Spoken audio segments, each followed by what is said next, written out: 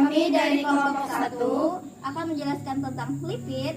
Saya Yeni Astuti, saya Nia Astuti, saya Halimatul Sakia, saya Wita Cahya Anggita, saya Risa.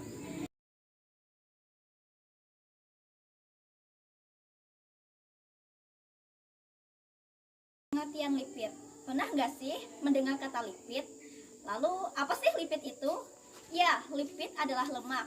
Nah, jadi lemak adalah senyawa organik yang terdapat di alam dan suka larut dalam air, tetapi mudah larut dalam pelarut organik nonpolar, yang misalnya hidrokarbon atau eter. Nah, contoh lipid yaitu ada lemak dan minyak.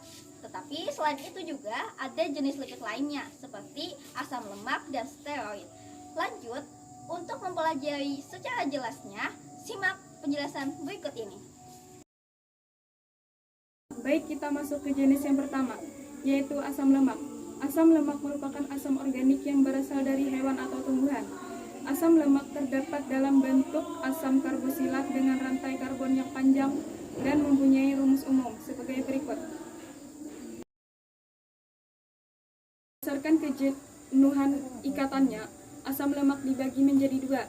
Yang pertama ada asam lemak jenuh, tidak mengandung rangkap dua pada rantai karbonnya.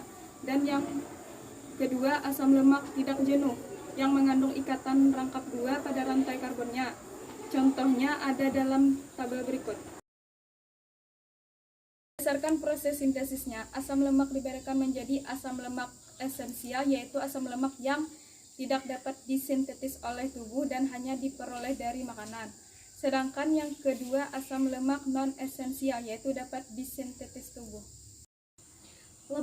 Lemak merupakan senyawa ester trigliserida yang dihasilkan dari reaksi antara tiga asam lemak dengan gliserol.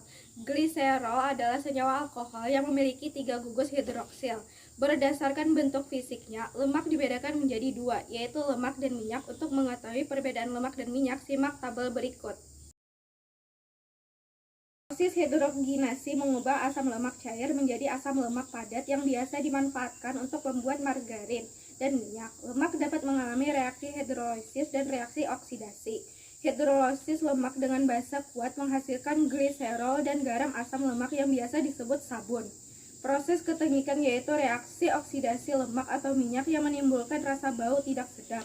Lemak berfungsi sebagai sumber energi cadangan untuk metabolisme tubuh.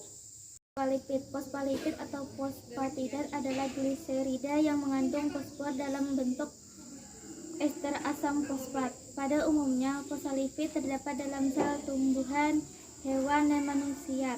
Senyawa yang termasuk fosfolipid adalah fosfatidal kolin, fosfatidal elanolamina, fosfatidal serin, dan fosfatidal isositol. Lilin merupakan ester dari asam lemak rantai panjang dengan alkohol rantai panjang. Antara 14-34 atom karbon, lilin tidak larut dalam air, tetapi larut dalam pelarut lemak.